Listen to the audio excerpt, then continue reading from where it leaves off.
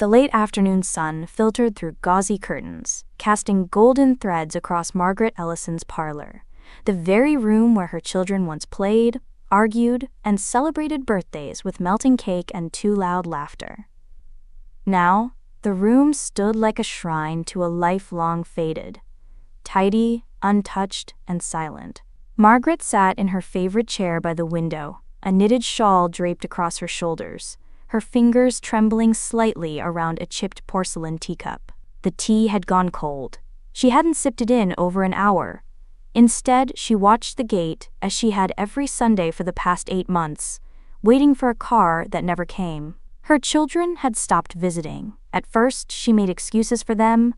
Lila has her board meetings, Evan struggles with depression, Daniel's overseas again. But even excuses began to wilt under the weight of silence. No calls on her birthday, no visits on Mother's Day.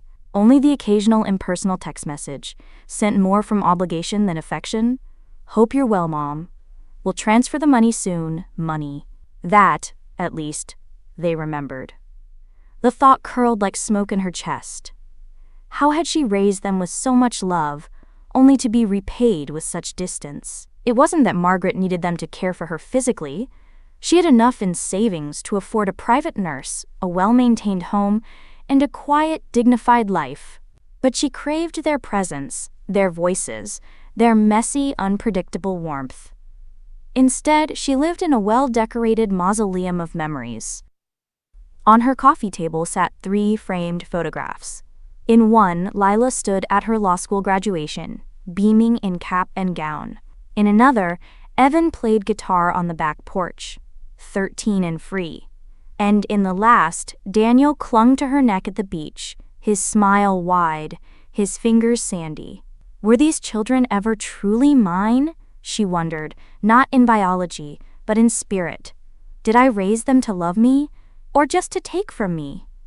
The clock on the mantel ticked on. Margaret rose, her joints aching, and walked with careful steps to her writing desk. She opened the drawer, pulling out a worn, leather-bound notebook. Inside were pages of letters, unsent, unsparing, filled with her thoughts, regrets, and secrets. But today, she opened a fresh page and began something different. A plan. She had rewritten her will once before, when her husband passed. It had been fair and conventional. Equal shares, clear terms, no drama. But fairness had yielded nothing but neglect. Maybe it was time to stop being fair. Maybe it was time to be heard. She began to write. To my children, Daniel, Lila, and Evan. If you are reading this, then I am gone. And yet, I have one final task for you. One final lesson. The truth. Beneath her words, her mind spiraled with the possibilities. She would bury secrets they thought long forgotten. She would dangle answers like bait, tied to painful truths. Let them search. Let them question. Let them turn on each other if they must. It was the only way to make them feel something real again. And perhaps, just perhaps, they would rediscover something about themselves along the way. Her pen trembled slightly as she wrote the clause. No truth, no treasure. Let the lawyers call it eccentric. Let the children call it cruel. She no longer cared about appearances. Margaret had spent too much of her life bending to others, smiling politely through heartbreak, shrinking herself for the sake of peace. This final act would not be quiet. It would be loud. It would echo. In the corner of the room sat a small oak box, locked. Inside it, a sealed video drive, a handful of photographs, and a collection of documents that had never seen daylight. When the time came, the box would be delivered, alongside the will that would upend everything her children thought they knew. As the evening light faded, Margaret closed her notebook and looked once more toward the gate. Still no car, just wind and silence. She let out a long breath. Not of defeat, but of resolve. They had forgotten her in life. But in death, she would make sure they never stopped remembering her. The room was too quiet for a reading of a will. No soft sobs. No tears. Just polished shoes, tapping against hardwood, uncomfortable coughs, and 3 siblings sitting as far from each other as the old parlor allowed. Margaret's funeral had been brief, formal, and deeply awkward.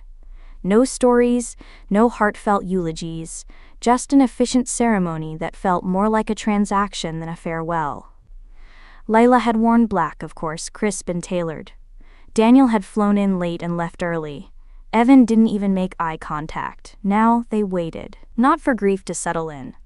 They had long since buried their emotions when it came to their mother, but for the lawyer. Mr. Harold Levin, the Ellison family attorney for over 20 years, stepped into the room with a satchel of thick files. His face was older, lined with more years than any of the siblings remembered.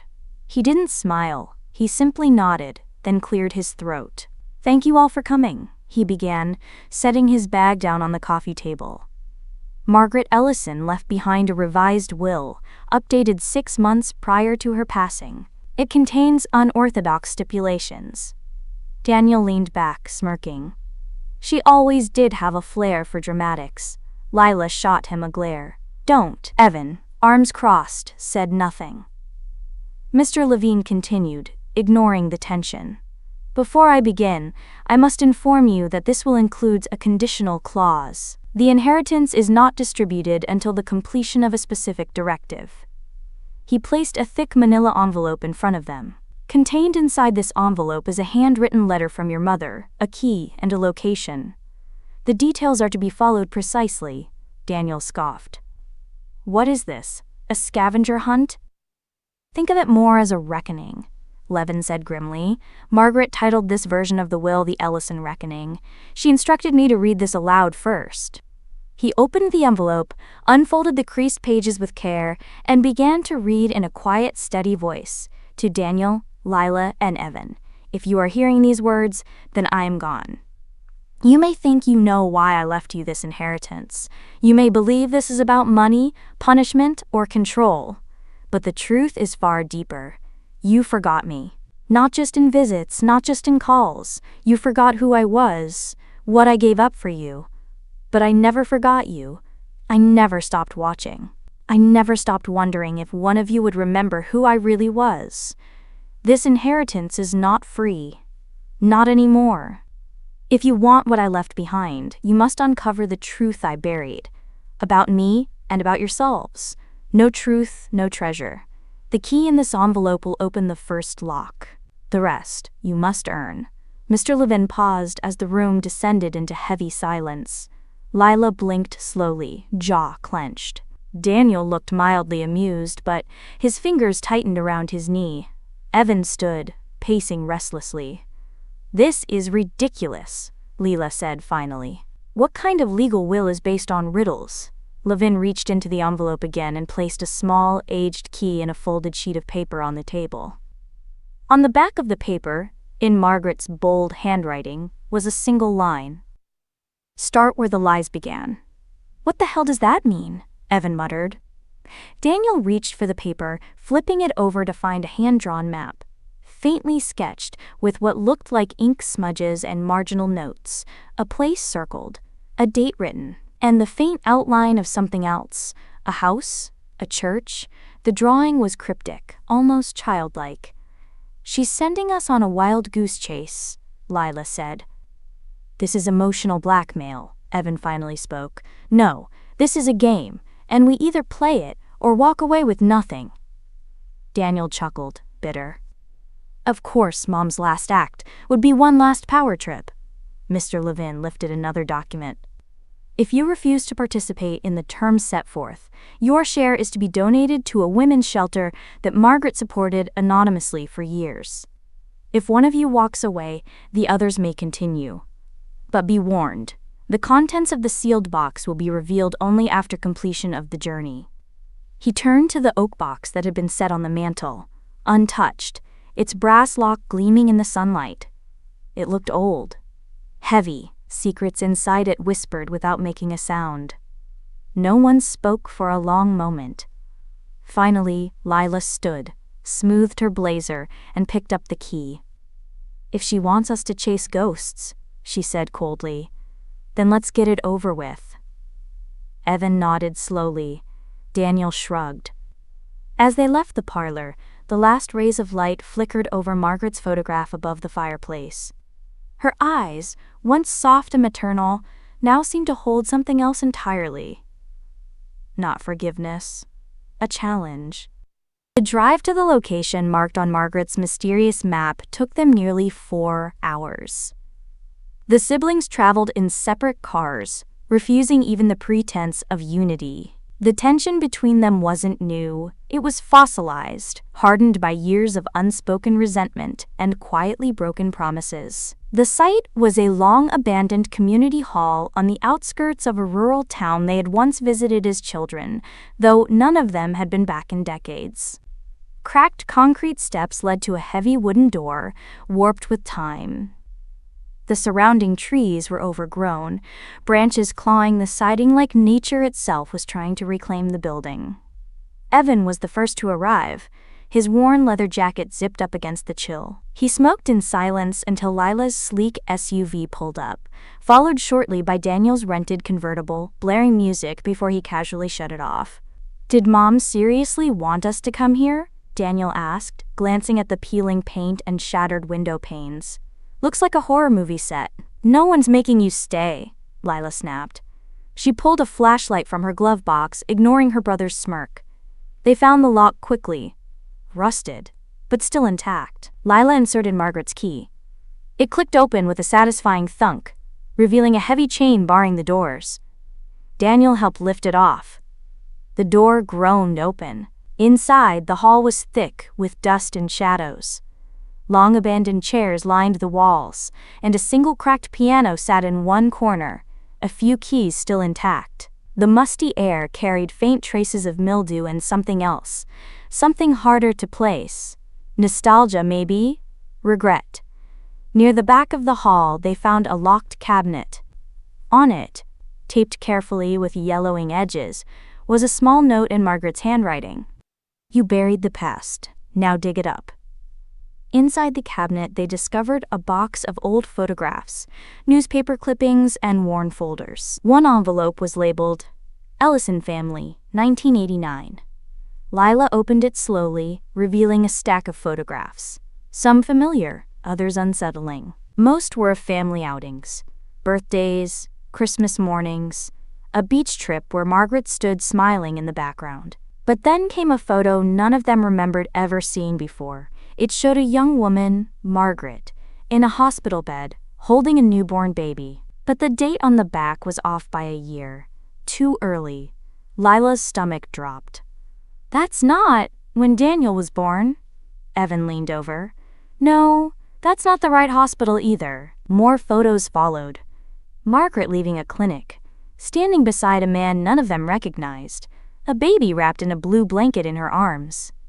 "What the hell is this?" Daniel muttered, his eyes narrowing. Lila flipped to another photo, this one of Margaret, years later, standing next to a toddler. The child's face was turned away, but it was labeled in neat handwriting, "Evan's 3rd birthday." Only Evan wasn't in the photo. None of them were. The boy was too small. "I don't think this kid is one of us," Evan said, voice low. They stared at the picture, a dawning unease settling among them. Daniel turned to the remaining files, his voice rising with edge. "Are you saying one of us isn't?" Lila snapped. "We don't know what we're seeing. Mom could have been helping someone else, a friend, a cousin." But the idea had already taken root. A creeping, poisonous question. What if one of us isn't really her child? In the last folder, they found a document half-burned but legible, an unsigned affidavit referencing a private adoption arrangement involving an unnamed newborn. No birth certificate, no legal guardian named. Evan stepped back from the box, pale. Why would she hide all this? "Because it changes everything," Daniel said flatly. "This isn't about money anymore. It's about blood." The room felt colder now, the silence thick. Lila tried to focus, tried to rationalize. She wouldn't do this without a reason. There's more to it. There has to be. Daniel folded his arms. "Unless this was the reason, tear us apart before we get a dime." They stood there, Three siblings in the ruins of a forgotten building, staring at the ghosts of a past none of them fully remembered, and a truth that threatened the very foundation of their identities. Outside, the wind howled through broken windows. Inside, the question remained unspoken but unbearable. Which one of us doesn't belong? Rain fell steadily as the siblings arrived back in the city, a cold drizzle that smeared the windshield and turned the streets into mirrors. Lila, usually so composed, drove with white knuckles. Daniel sat in silence, tapping his knee restlessly in the passenger seat. Evan followed them in his own car, distant and quiet, as though he feared being too close to them or to the truth. They had barely spoken since leaving the old community hall. No one wanted to say out loud what they were all thinking. One of them might be a stranger. Back at Margaret's house, the tension in the air was so heavy, it felt like the walls themselves held their breath. They gathered in the living room where Margaret's sealed box still sat on the mantel, waiting like a silent judge. Lila rummaged through the rest of the envelope Margaret had left behind. She pulled out a second key, silver, smaller, more modern, and a folded card with nothing on the front but a simple symbol, a crescent moon. "What's this?" she asked, holding it up. Daniel took it and flipped it open. Inside, scrawled in Margaret's distinctive, looping cursive, were the words, "Suite 5, Crescent Lane Apartments. Do not go alone." Evan raised an eyebrow. "Crescent Lane? That's the old complex near the river. Half of it's abandoned." "I know it," Daniel said quietly. "That's near where Mom used to volunteer. But she never said she lived there." "She didn't," Lila replied. "At least not to us."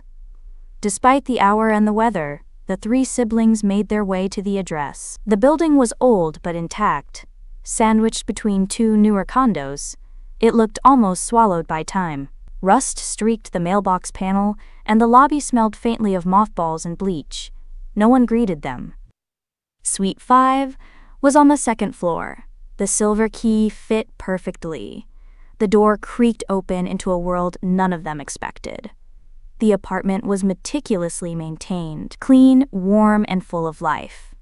Soft rugs on the floors, curtains drawn over rain-streaked windows, and furniture that didn't match Margaret's house. More bohemian, more intimate. It was like stepping into someone else's story. Books lined the shelves, framed photographs, none of which any of them had ever seen, hung on the walls. A journal lay open on a side table, its last entry dated only 3 weeks before Margaret's death. "She was living a second life," Evan whispered. Lila moved through the space slowly, examining everything with a clinical eye. Why would she keep this from us? She had no reason, unless she was hiding someone. It was Daniel who found the box, hidden behind a false panel in the bedroom closet. It wasn't locked, just sealed with careful intent. Inside were dozens of letters, each one handwritten, each one signed by someone named Isaac. Daniel read the first few lines aloud, his voice thickening. "My dearest Margaret, I dreamed of your voice last night, the way you used to say my name like it was a secret you wanted to keep. Every time I return to that bench by the river, I imagine you sitting beside me, laughing, despite it all. Does it still hurt? Are you still watching them grow up without knowing who I am?" The room grew still. Lila took another letter, reading to herself. Her face paled. "These aren't just love letters. They talk about us, about watching us from afar, about not interfering." Evan pulled out a yellowed envelope labeled simply, "Will, confidential." He opened it cautiously. Inside was a single page, unsigned, but unmistakably written by Margaret. "If anything happens to me before I can make it right, know this. There is another version of the will. It names a different heir, one the others know nothing about." They stared at each other, the silence now suffocating. "Another heir?" Daniel said, his voice hollow. "Are we seriously doing this?" "She hid this entire apartment," Lila snapped. "She had a lover, Isaac, and a second will, and none of us knew." Evan, suddenly overcome, stepped back and sat on the edge of the bed. "Do you think this Isaac is one of our fathers?" The possibility hung between them like smoke. Had Margaret kept a child a secret? Had she rewritten her legacy in the arms of another man, while the three of them lived under the illusion of family? Daniel shook his head. This is a nightmare. No, Lila said quietly. This is the beginning. Everything we thought we knew, everything we were, is unraveling. Outside, the rain began to fall harder, drumming against the windows. Inside, Margaret's shadow loomed over every object, every letter, every word. And for the first time, the siblings realized this wasn't just about the will anymore. It was about someone else. Someone watching. Someone waiting. Someone with a claim. They didn't sleep. Back at Margaret's house, the three siblings sat in uneasy silence, each stewing in private dread as the letters from Isaac and the existence of a second will lingered in the air like smoke from a long dead fire. The words haunted them. Another version of the will, one the others know nothing about. They needed answers. And fast. By morning, Lila had made arrangements for DNA testing, demanding samples from all three of them. Daniel initially protested, but once she made it clear that the inheritance might be legally contested, he relented. Evan offered his without hesitation. "We need to know," he had said simply. 2 days passed. In that time, the atmosphere shifted from strained to electric, each sibling eyeing the other like a suspect in a silent trial. Who was the outsider? Who didn't belong? It wasn't just about blood now. It was about identity. If one of them wasn't Margaret's child, then every memory, every moment of childhood was cast in a different light. Who had been loved genuinely? Who had been lied to? When the DNA results finally arrived, the tension nearly cracked the walls. Lila opened the envelope with clinical precision. She read silently at first, her brow tightening with each line. Then she looked up, face unreadable. One of us isn't related to Margaret at all. A beat. A breath. Who? Evan asked, voice tight. Lila hesitated. Then slowly she placed the papers on the table. Daniel reached for them first. His eyes skimmed the data, then froze. No, he whispered. That's not possible. It was him. Daniel Ellison, the eldest son, the charmer, the one who'd always been Margaret's favorite, was not biologically related to her at all. No shared maternal DNA, no connection. I don't understand, he said, looking up at the others, his voice ragged. This has to be wrong. She raised me. She loved me. Lila looked at him, but there was no comfort in her eyes. Just something hard and unreadable. Apparently not enough to tell you the truth. Evan rubbed a hand over his mouth, stunned. So who are you then? Daniel didn't answer. Lila turned her attention to the rest of the results and found something stranger still. Margaret's file, which they had submitted with the test for comparison, had been flagged. A note from the lab technician was attached. Family record inconsistencies discovered. Please verify patient identity. Cross-referencing with secondary records recommended. Lila frowned. Why would they need to verify Mom's identity? But before she could investigate further, Evan, who had been scanning the folder Margaret had left behind, suddenly spoke. Guys, there's a name here. Tucked in with the apartment lease files? A different name. He pulled out a document, an application for utilities tied to the Crescent Lane apartment, but the tenant listed wasn't Margaret Ellison. It was Elena Ward. Daniel sat up straight. That's not one of her aliases? Is it? Lila shook her head. Not that I know of. She must have been hiding someone, Evan said, standing. Or pretending to be someone. No, Lila replied, her voice suddenly sharper. She wasn't pretending. She was protecting. Beneath the utility document was a sealed envelope with a single word written in Margaret's handwriting. Elena. Inside was a note. You have every right to hate me. I never meant to disappear from your life. I did what I thought would protect you. If you're reading this, they know now. And it's time they met you. Even if it breaks them, You are part of this story too. Maybe the only honest part left." "Wait," Daniel said slowly, putting the pieces together. "Are you saying Elena isn't an alias? She's a person?" Lila's eyes darkened. "A person with a claim, a fourth heir." The room fell into stunned silence. They had gone from 3 children vying for a fractured inheritance to 4, one of whom they had never met. And if Margaret's words were true, Elena wasn't just a secret. She was a turning point. Evan sat down slowly, the weight of the revelation crashing into him. "She's real, somewhere out there, and she might be our sister." Daniel shook his head, dazed. "Or I might be no one to any of you." Outside, thunder rumbled in the distance. A storm was building, not just in the sky, but within the Ellison family itself. What had begun as a quest for an inheritance had become a dangerous unraveling of bloodlines, loyalties, and lies. And somewhere, a woman named Elena, forgotten or hidden, was about to change everything. The sky was a heavy slate gray as the Ellison siblings stood before the wrought iron gates of a sprawling estate tucked away miles outside the city. The address, found scribbled in faded ink among Margaret's old papers, had been registered under a name none of them recognized. Eleanor Ward, the alias Elena's file hinted at. Lila glanced at the gates, then back at her siblings. "This is it, the place she kept secret all these years." Daniel's jaw tightened. "I never even knew Mom had another house." Evan's eyes narrowed. "Or that she was hiding anything at all." The gate creaked open reluctantly, groaning under its own age.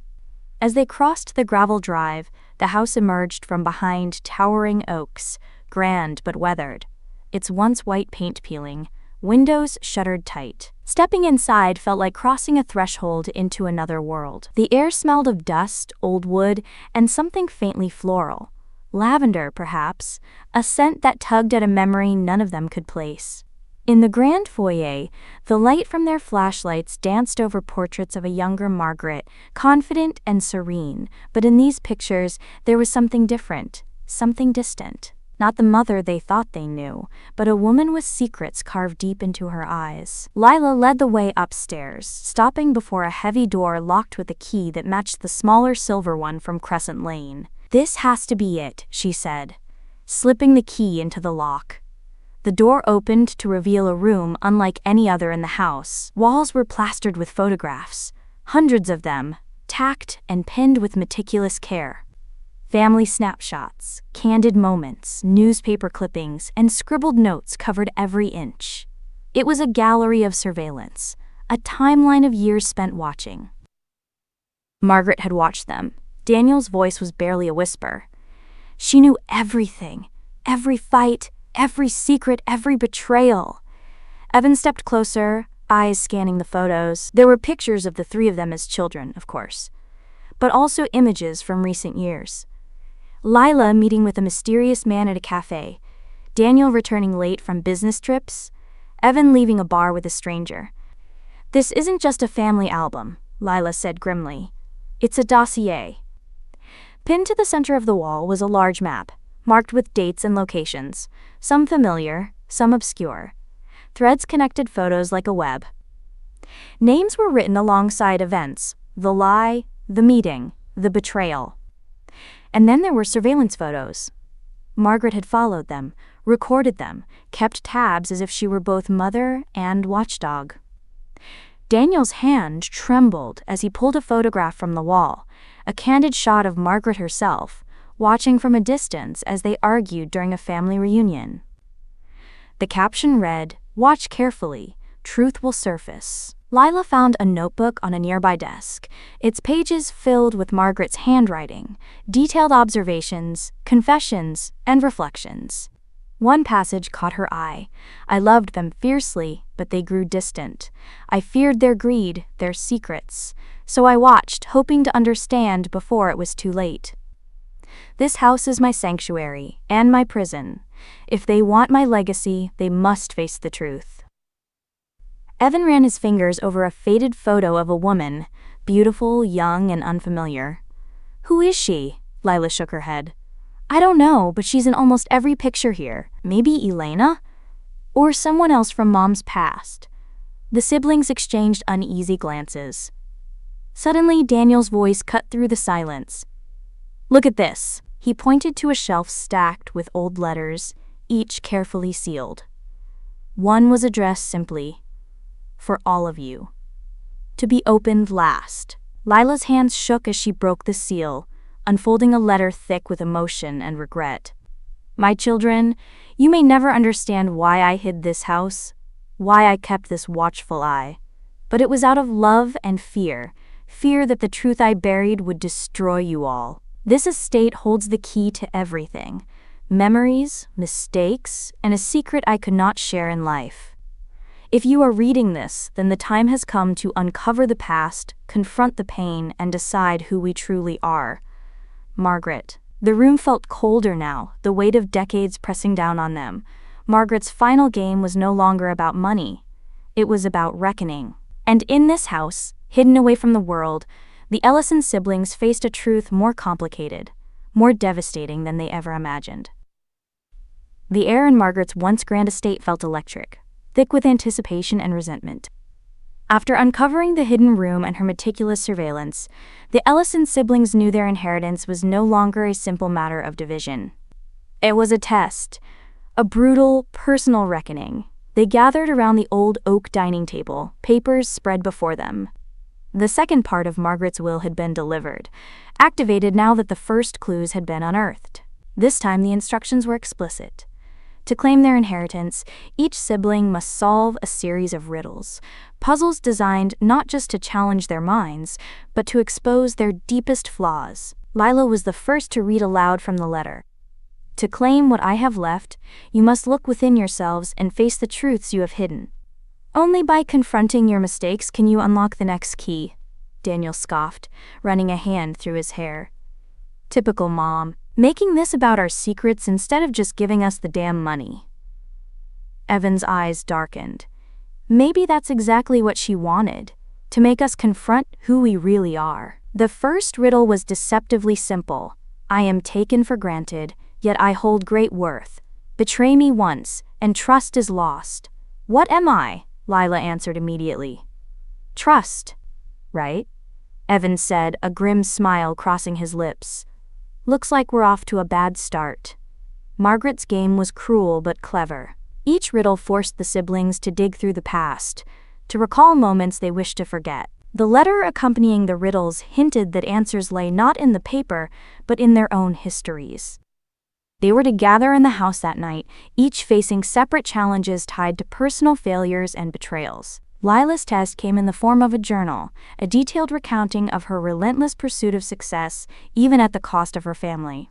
Pages revealed her coldness, the late nights she missed birthdays, the sharp words exchanged with Evan and Daniel. As she read, her face hardened. "She's right, I was selfish."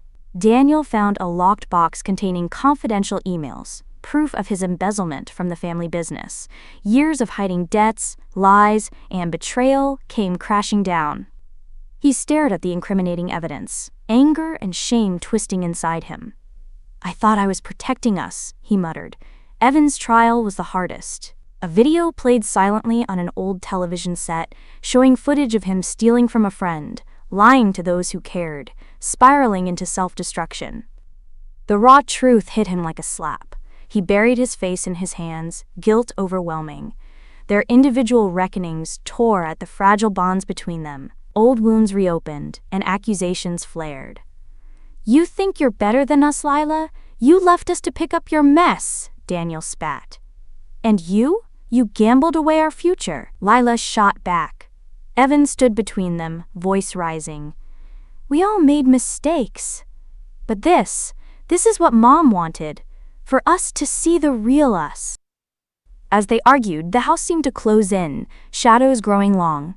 Amid the chaos, the sealed oak box on the mantel remained locked, a silent prize waiting for their unity. But unity was a distant dream. That night, Daniel sneaked out to make a call.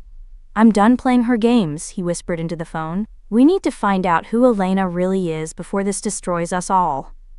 Meanwhile, Lila stared at Margaret's photographs on the wall, tears tracing silent paths down her cheeks. Evan wandered into the dark garden, the weight of their inheritance pressing down on him like a stone. Margaret's final game was breaking them down, bit by brutal bit. And still, the biggest secret remained buried, waiting for the moment to explode. The knock came late, just as the Ellison siblings were settling into the uneasy silence that followed their latest confrontation. Lila answered the door, and standing there was a woman neither of them had ever seen. A striking figure in her 60s, with sharp eyes that seemed to pierce through the shadows of the past. "I'm Margaret's old friend," the woman said quietly.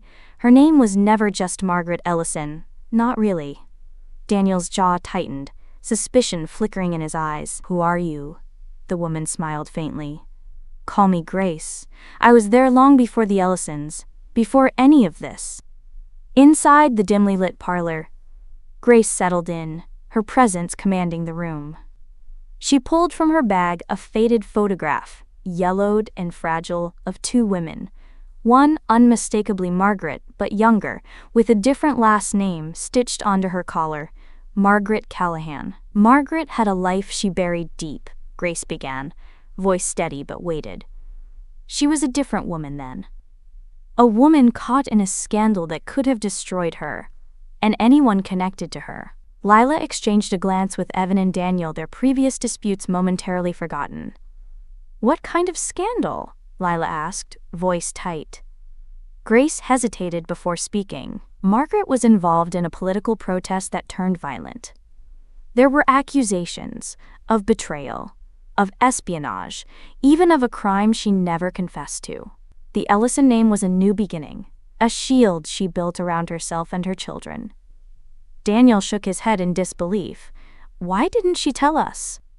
"Because she needed to protect you," Grace replied. "But protection comes at a cost." She carried secrets that weighed heavily on her. She lived with a dual identity for years, trying to keep her past from destroying the family she was trying to build. The siblings sat in stunned silence. The woman they thought they knew was a stranger, a woman living a double life with shadows no one had guessed. Grace pulled out a worn, leather-bound journal. Margaret wrote this in her final years. It's full of reflections, confessions, and regrets. She wanted someone to know the truth when she was gone. Lila gingerly opened the journal. Inside, Margaret's handwriting wove stories of passion, loss, fear, and the overwhelming burden of secrecy. She wrote of love lost, enemies made, and a daughter she had given away to keep safe. "A daughter?" Evan whispered, heart pounding. "Yes," Grace said softly. "Elena, the daughter Margaret never spoke of to any of you. The one she hid in the shadows." Daniel clenched his fists. "All this time, we thought we were the only children. She built her life on lies." Grace nodded. "But not all lies are born from cruelty. Some are desperate acts of love." Lila closed the journal slowly, her mind racing. So who was Margaret Ellison? A mother, a fugitive, a woman running from her past? "All of those things," Grace answered. "And more. She was a survivor, a woman who sacrificed everything to give you a future."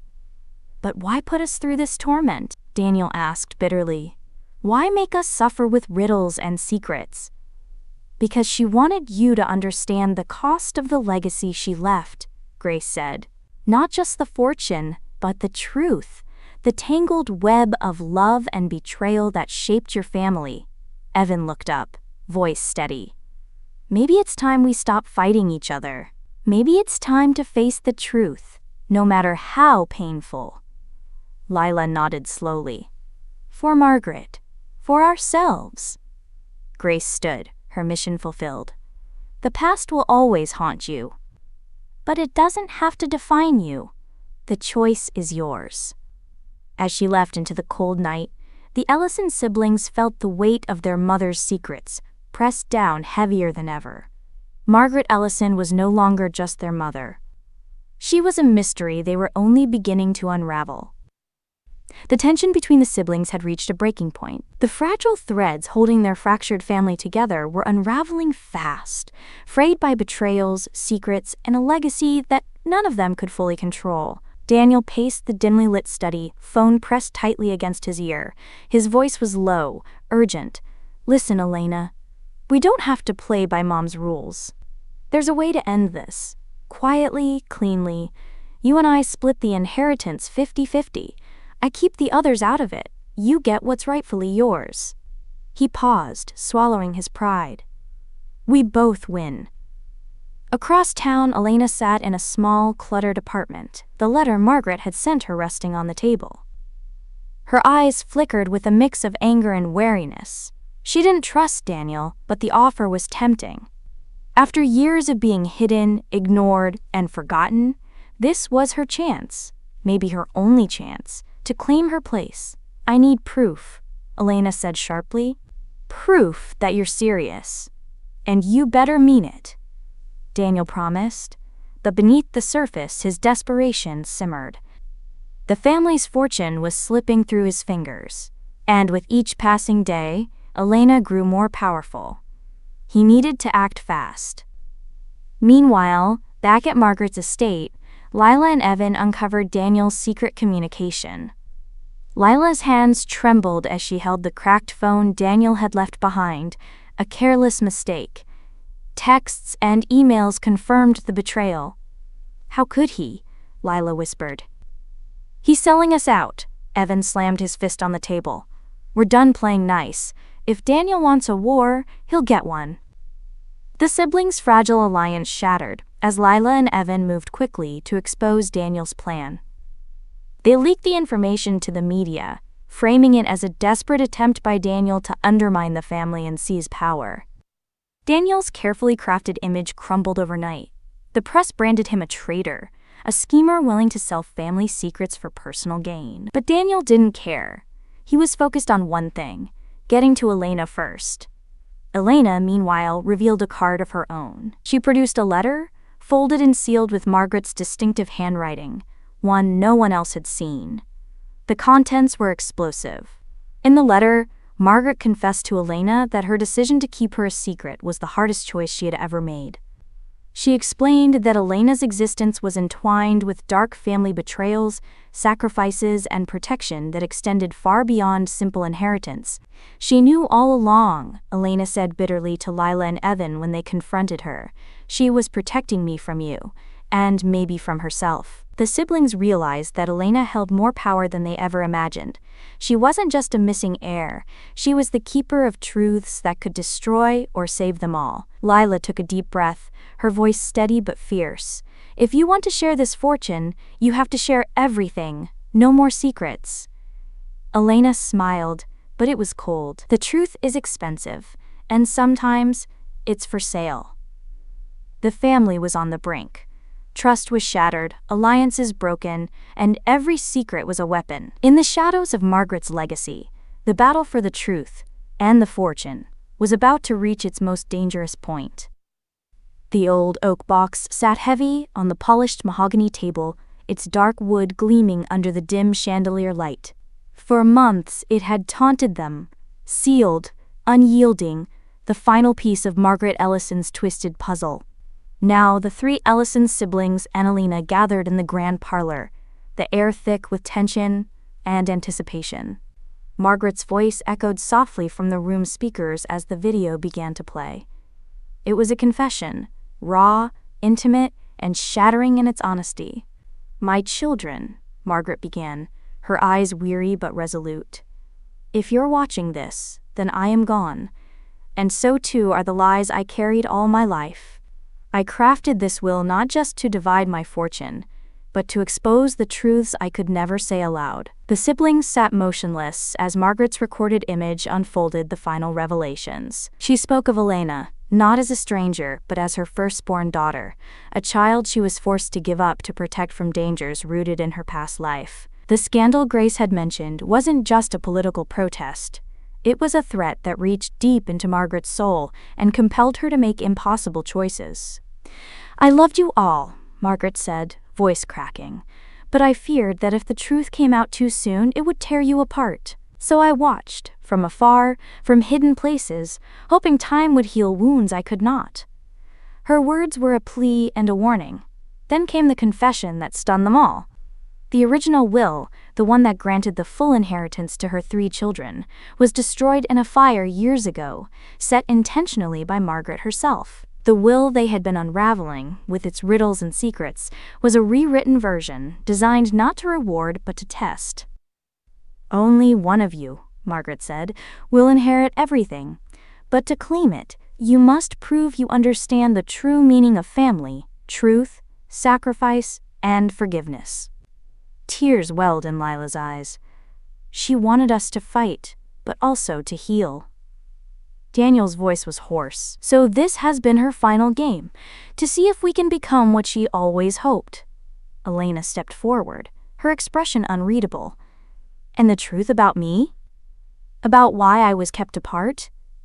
Margaret's image nodded sadly. "You were my hope when everything else seemed lost. But I feared the past would consume you all." The video ended. Silence hung in the room, heavy and profound. For a long moment, no one moved. Then Evan broke the silence. "So what now? Who wins?" Margaret's voice returned one last time, a recording from a separate message. "The winner is not the one who claims the fortune, but the one who chooses to forgive." The siblings exchanged looks, a flicker of understanding passing between them. Daniel took a deep breath. "Maybe it's time we stop tearing each other apart." Lila nodded, wiping her tears. "For Mom, for us." Elena's eyes softened. "And maybe it's time to build something new, from the truth, not the lies." In the months that followed, the Ellison family began to rebuild. The fortune was divided, but more importantly, the walls between them started to crumble. They uncovered old wounds, yes, but they also discovered new strengths. The secrets Margaret left behind no longer felt like curses, but lessons. Harsh, painful, but ultimately transformative. And in the quiet moments, when the house was still and the past seemed far away, the siblings knew one thing for sure. Margaret Ellison's final gift wasn't the money. It was the truth.